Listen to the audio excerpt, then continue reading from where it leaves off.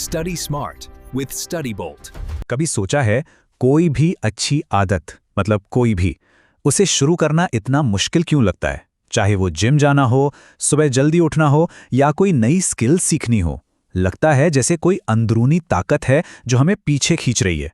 लेकिन क्या हो अगर मैं कहूं कि इस मॉडर्न डे स्ट्रगल का जवाब आज नहीं बल्कि 3000 साल पुराने एक श्लोक में छिपा है। ये फीलिंग तो हम सब जानते हैं, है ना?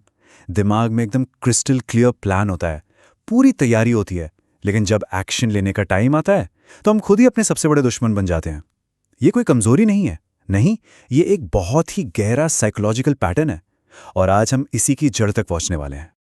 असल में कहानी ये है कि हमारे अंदर ही ना एक जंग छिड़ी हुई है। एक तरफ मन का वो हिस्सा है जिसे केओस पसंद है, टाल मटोल करना अच्छा लगता है, जो हर अच्छी चीज को रेजिस्ट करता है। और दूसरी तरफ है वो आवाज जो डिसिप्लिन, क्लैरिटी और एक स्ट्रक्चर चाहती है। हर सुबह जब अलार्म बजता है ना, तो असल में यही दो सेनाएं आमने सामने खड़ी हो जाती हैं। तो इस अंदरूनी लड़ाई को समझने के लिए चलिए एक टाइम मशीन में बैठते हैं और सीधे चलते हैं हजारों साल पीछे, एक असली युद्ध के मैदान पर।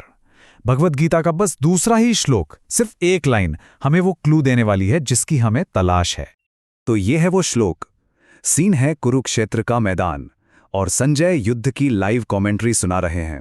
वो कहते हैं, पांडवों की सेना को एकदम परफेक्टली ऑर्गेनाइज्ड देखकर राजा दुर्योधन घबरा गया और घबराकर अपने गुरु द्रोणाचार्य के पास भागा। इस शब्द पर ध्यान दीजिएगा, भागा। आखिर ऐसा क्या था उस ऑर्गेनाइज्ड सेना में जिसने उसे इतना डरा दिया? तो सवाल ये है कि दुर्योधन ने आखिर देखा क्या? उसने पांडवों की सेना को देखा जो व्यूढ़म थी। व्यूढ़म, ये संस्कृत शब्द बहुत पावरफुल है। इसका मतलब है एकदम परफेक्टली अरेंज्ड, एक फ्लॉलेस मिलिट्री फॉर्मेशन। अब सोचिए, एक राजा को अपने दुश्मन की ताकत देखकर तो लड़ने का जोश आना चाहिए था, लेकिन दुर्योधन को जोश नहीं, उसे खौफ महसूस हुआ। पर क्यों? और बस यहीं पे ये 3000 साल पुरानी कहानी सीधे हमारे आज के बेडरूम तक पहुंच जाती है। मतलब एक पुराने राजा के डर का हमारे सुबह सुबह स्नूज बटन दबाने से क्या कनेक्शन हो सकता है? कनेक्शन बहुत गहरा है। अब हम इस कहानी के सबसे बड़े सीक्रेट को खोलने जा रहे हैं। ये युद्ध, ये असल में बाहर कभी था ही नहीं, ये तो हमारे अंदर चल रहा है। और ये दुर्योधन और पांडवों की सेना, ये कोई और नहीं बल्कि हमारे ही मन के दो अलग अलग हिस्से हैं। तो ये दुर्योधन कौन है? दुर्योधन है हमारा ईगो, हमारे मन का वो हिस्सा जो इम्पल्सिव है, इनसिक्योर है, जिसे बस आराम चाहिए, जो किसी भी तरह के स्ट्रक्चर या डिसिप्लिन से चिढ़ता है। ये हमारे अंदर की वही आवाज है जो कहती है, अरे यार 5 मिनट और सो लेते हैं, क्या फर्क पड़ता है? और वो पांडवों की व्यूढ़म सेना एकदम परफेक्टली अरेंज्ड, वो है हमारा इनर डिसिप्लिन, एक ऑर्गेनाइज्ड दिमाग, क्लियर सोच और वो पक्का इरादा जो हमें सही रास्ते पर ले जाता है। ये वो ताकत है जो सुबह वर्कआउट के कपड़े देखकर कहती है, चलो उठो।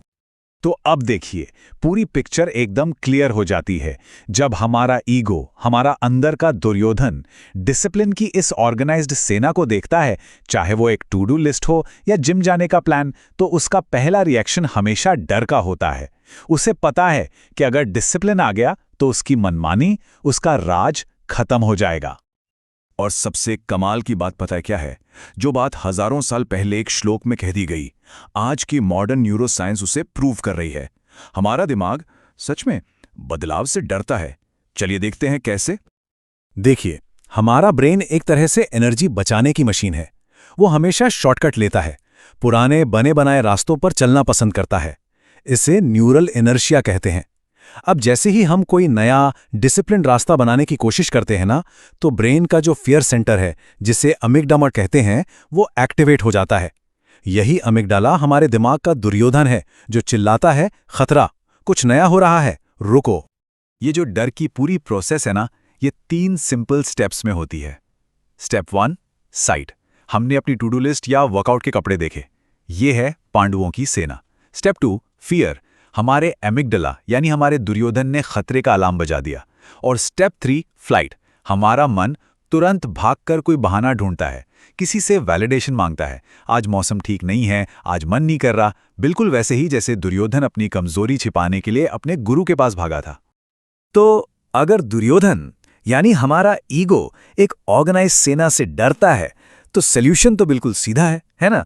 हमें अपनी अंदरूनी पांडव सेना को और भी ज्यादा मजबूत और ऑर्गेनाइज बनाना होगा। चलिए अब इसके कुछ प्रैक्टिकल तरीके जानते हैं। तो अपनी अंदरूनी सेना को ऑर्गेनाइज करने का मतलब क्या है? इसका मतलब है अपनी लाइफ में स्ट्रक्चर लाना। सबसे पहले क्लैरिटी के साथ अपने लक्ष्य तय करना, ये है हमारी सेना का सेनापति। फिर रूटीन्स और शेड्यूल बनाना, ये है हमारी सेना की फॉर्मेशंस। काम और लाइफ में क्या जरूरी है ये तय करना, ये है हमारी युद्ध की स्ट्रैटेजी। और हाँ, गुरुओं के पास सिर्फ वैलिडेशन के लिए नहीं बल्कि सच में सीखने के लिए जाना, ये अपनी सेना को बेस्ट ट्रेनिंग देने जैसा है।